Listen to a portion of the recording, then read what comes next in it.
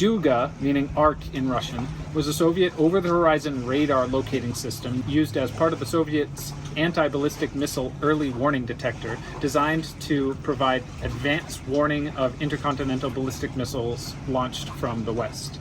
From July 1976 to December 1989, a strange noise could be heard on shortwave radios all around the globe. The signal was extremely powerful and was immediately noticed by both amateur and professional radio operators. Even commercial industries and devices in people's homes were affected by the sound. The noise was a repetitive tapping sound that many believed sounded like a woodpecker or a helicopter. Although it was heard around the world and despised by many, the actual source of the noise was not confirmed until after the Soviet Union had fallen. Even today, much of the information surrounding the system remains a mystery. The height of the larger antenna is about 150 meters, the smaller one is about 90 meters. This conclusion would prove to be correct. The source was the Duga radar, a critical part of the Soviet Union's early warning system to detect incoming missiles. The antenna of the Duga radar was huge, 700 meters long and 150 meters high. Despite the size, the Soviets built two. One near the now abandoned town of Chernobyl, which was called Duga 1, and another in Siberia called Duga 2. The radars were protected by their own air defense systems to ensure their survival during a conflict. The Chernobyl antenna was pointed north towards the United States, who they believed was the most likely to launch intercontinental ballistic missiles at them. Meanwhile, the Duga 2 in Siberia guarded against missiles coming from the east. China and Japan were growing economies at the time, and their military capabilities were growing as well, which was a cause of concern for the USSR. Duga 2 could also detect US missiles coming from the Pacific side of the United States. The sound heard on the shortwave radio was a distinctive tapping noise, earning it the nickname the Russian Woodpecker. How does it work?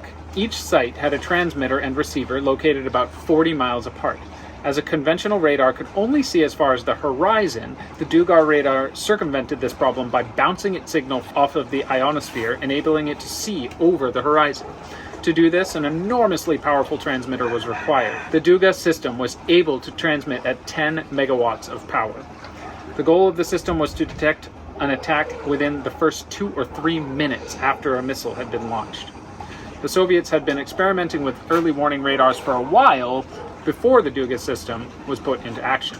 The first prototype system was named Duga, meaning arc, a name that would be carried over to the later completed radars.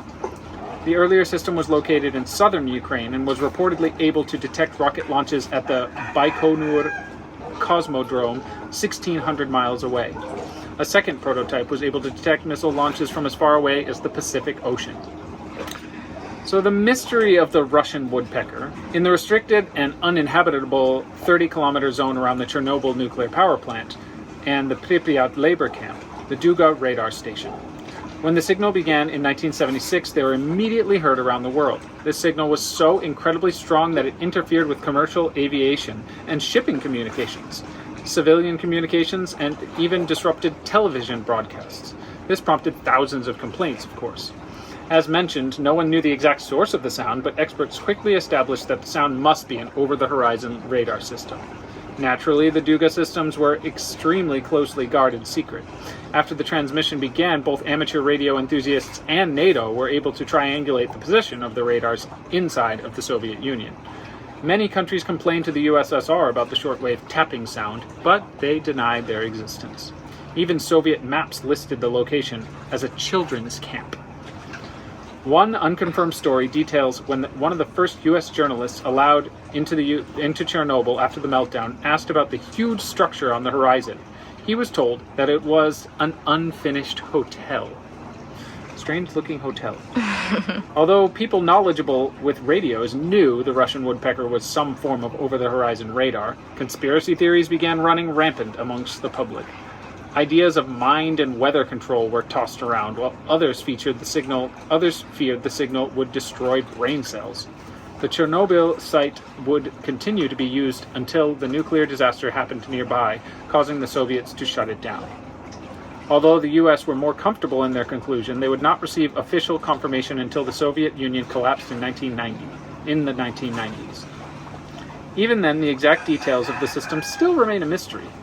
The documents that contain information about the Duga radars and how they were used have either been destroyed or locked away long ago.